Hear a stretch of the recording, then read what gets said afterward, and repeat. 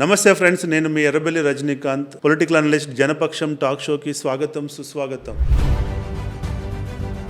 మీరు local body ఎలక్షన్లో పోటీ చేయాలనుకుంటున్నారా? అసలు పోటీ చేయడానికి మీకు అర్హత ఉందా? అసలు మీకు పోటీ చేసే లక్షణాలు ఉన్నాయా లేదా? మీరు పోటీ చేయడానికి అర్హుడా కాదా అని మీలో ఎన్నో సందేహాలు ఉన్నాయి. కాబట్టి మీరు ఈ వీడియోని చివరి వరకు చూడండి. నేను 10 లక్షణాలు చెప్తాను. ఈ 10 లక్షణాలలో గనక కనీసం 6 లక్షణాలు మీకుంటే దయచేసి పోటీ చేయకండి. కాబట్టి మీరు వీడియోని చివరి వరకు చూసి నిర్ణయం తీసుకుంటారని చెప్పి నేను ఆశిస్తున్నాను. మీకోసం, మీ భవిష్యత్తు కోసమే ఈ వీడియోని చేస్తున్నాను. ఇందులో 15 ఎపిసోడ్స్ ఉంటాయి. లోకల్ బాడీ ఎలక్షన్స్ విషయంలో ఇది 4th ఎపిసోడ్. కాబట్టి ముందున్న ఎపిసోడ్స్ కూడా చూడండి. ఈ 4th ఎపిసోడ్స్ లో మనం చర్చించాల్సిన అంశాలు ఏంటంటే, మీకు ఎలాంటి లక్షణాలు ఉంటే మీరు ఎలక్షన్స్ లో పోటీ చేయకూడదు. ఫస్ట్ లక్షణం వచ్చేసి, మీరు నాన్ లోకల్ అయితే పోటీ చేయకండి. ఎందుకంటే మీరు ప్రజలకి ఇవ్వాల్సిన సమయం ఇవ్వలేరు. ప్రజలు మీపై వ్యతిరేకత పెరుగుతుంది. కాబట్టి పోటీ చేయకండి. ఇక రెండో లక్షణం విషయానికి వచ్చినట్లయితే, ప్రజల సమస్యల పట్ల మీకు అవగాహన లేకపోతే దయచేసి పోటీ చేయకండి. ఇక మూడో లక్షణం విషయానికి వచ్చినట్లయితే, మీకు నాయకత్వ లక్షణాలు లేకపోతే,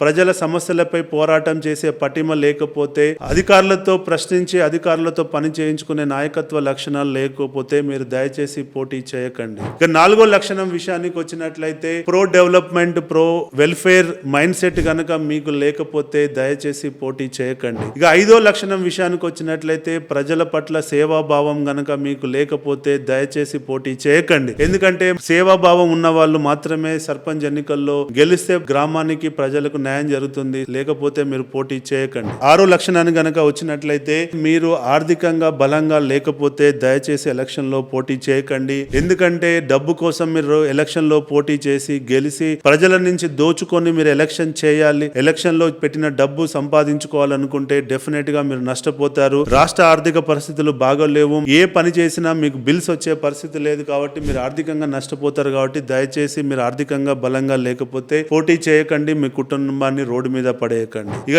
ఏడో విషయాన్ని గనక వచ్చినట్లయితే, మీరు ప్రో డెవలప్మెంట్ ఎజెండా తోటి పోటీ చేయాలని లేకపోతే, ఓన్లీ ఓటర్లకి డబ్బు పంచిపెట్టి, మద్యం పంచిపెట్టి ఓట్లు అడుక్కోవాలనుకుంటే దయచేసి పోటీలో ఉండకండి. ఎందుకంటే ఈ రోజుల్లో ఓటర్లు డబ్బు తీసుకున్నా, మద్యం తీసుకున్నా మీకు ఓటేస్తారని చెప్పి గ్యారంటీ లేదు. కాబట్టి దయచేసి మీరు ఇలాంటి లక్షణాలు గనక, ఇలాంటి ఆలోచనలు కనుకుంటే డెఫినెట్ గా మీరు పోటీ చేయకండి. ఇక ఎనిమిదో విషయాన్ని గనక వచ్చినట్లయితే, మీకు పరువు ప్రతిష్ట ముఖ్యమైతే దయచేసి ఎలక్షన్ లో పోటీ చేయకండి. ఎందుకంటే ఈ రోజు ఎలక్షన్ లో పోటీ చేసిన తర్వాత మీపై ఎన్నో విమర్శలు వస్తాయి.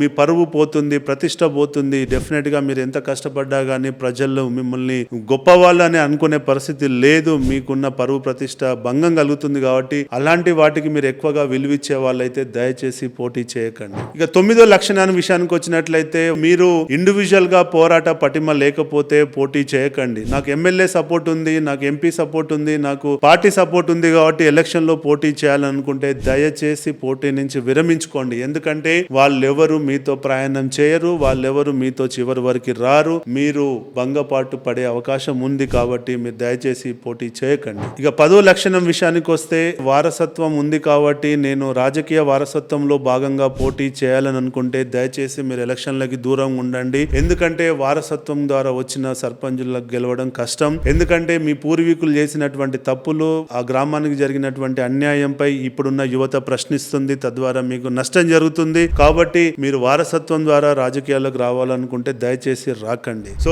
ఇవ్వండి ప్రధానంగా ఈ 10 క్వాలిటీస్. ఈ 10 క్వాలిటీస్ లో గనక మీకు 6 క్వాలిటీస్ గనక ఉంటే దయచేసి పోటీలో ఉండకండి, విరమించుకోండి. సో అనవసరంగా మీ భవిష్యత్తుని అంధకారంలోకి నెట్టకండి, మీ కుటుంబాన్ని రోడ్డుపై లాగకండి. మీ మంచి కోసమే నేను ఈ వీడియోని చేస్తున్నాను. నాకున్న రాజకీయ అనుభవం ద్వారా గత 10 సంవత్సరాలుగా నేను 100 మంది ఎమ్మెల్యేలకు పనిచేసిన అనుభవము, 30 మంది ఎంపీలకి, 2000 మంది లోకల్ బాడీ లీడర్లకు పనిచేసిన, గెలిపించిన అనుభవంతో మీకు ఈ ఇన్ఫర్మేషన్ షేర్ చేసుకుంటున్నా. ఇది మీకు ఉపయోగపడాలనే ఉద్దేశంతో వీడియో చేస్తున్నా. దయచేసి ఈ వీడియోని మీరు చూడండి, 10 మందితో చూపియండి. మీరు ఎలక్షన్స్ ని చాలా సాఫీగా చేసి లో బడ్జెట్ లో, జీరో బడ్జెట్ లో మీరు ఎలక్షన్ చేయాలని చెప్పి మనస్ఫూర్తిగా కోరుకుంటున్నా. జై హింద్.